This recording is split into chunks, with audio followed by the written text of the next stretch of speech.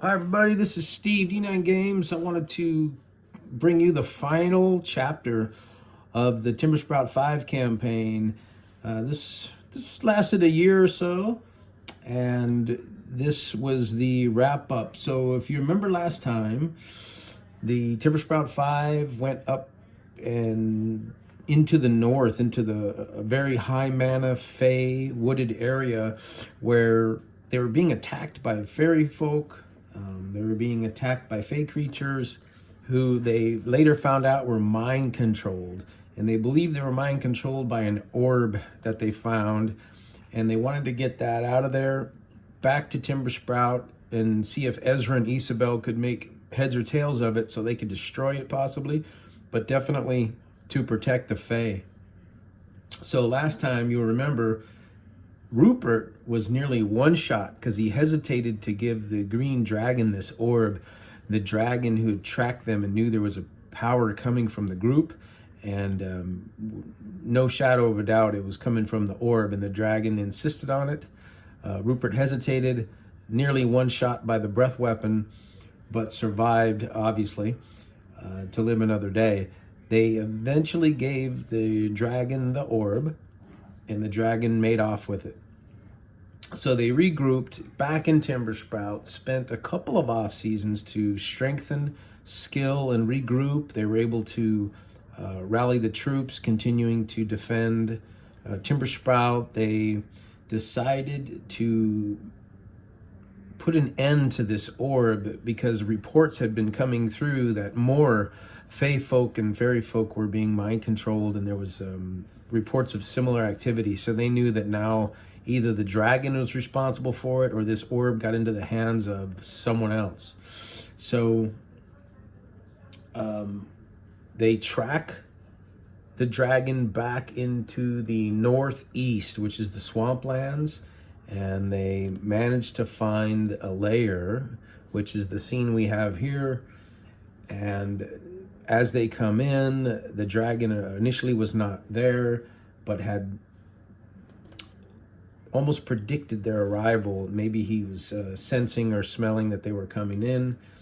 He ambushes, remembers Ruppert vividly, and grabs him, tells the rest of the group to flee or they would all die. Of course, they're going to battle, and the dragon claw bite killed Ruppert. What they didn't know is the orb had been robbed. The dragon lost the orb. We don't know who or what came in and took the orb, but maybe that's what happened. They tracked the orb here, retrieved it, and continued to mind control the Fae creatures.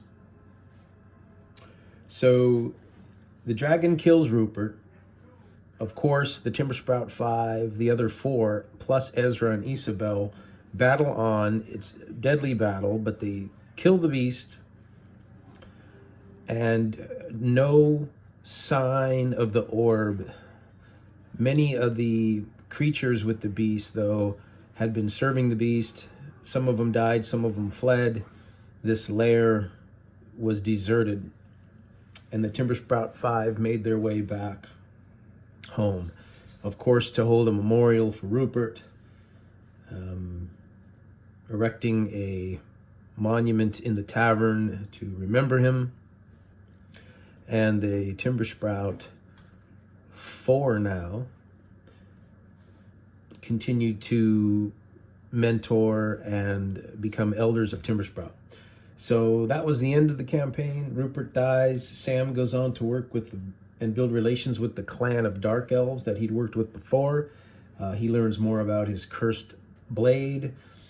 Blake continues to work with and train the up-and-coming Timbersprout defenders. Bastion is spending more time and becoming more skilled with the Elven Forge that they have there in Timbersprout. And Edward starts a cult of followers and travels to and fro and around Timbersprout and the greater Albion area. Pretty much has it, his mission in life is to keep evil, cursed orbs, orange elixir, which we later find out is the cause of vampirism, and keeping those out of the hands of the Celts and the people of Albion. The seeds that were given to them by the wood elves that they helped reclaim their outpost continue to grow and become alive and protect Timbersprout as a fey wooded creature. So these seeds grow and then come out of the ground, and then they're alive, and type of a woodwoe maybe.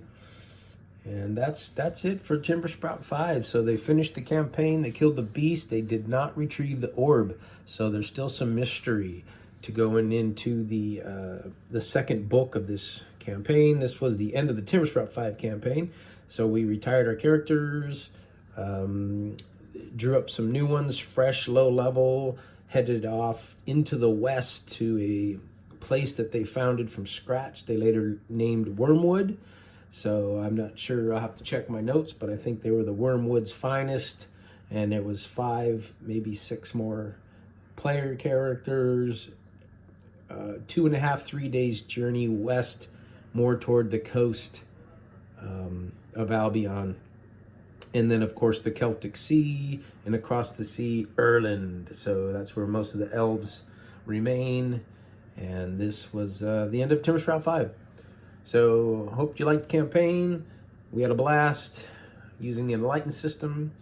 And until next time, peace.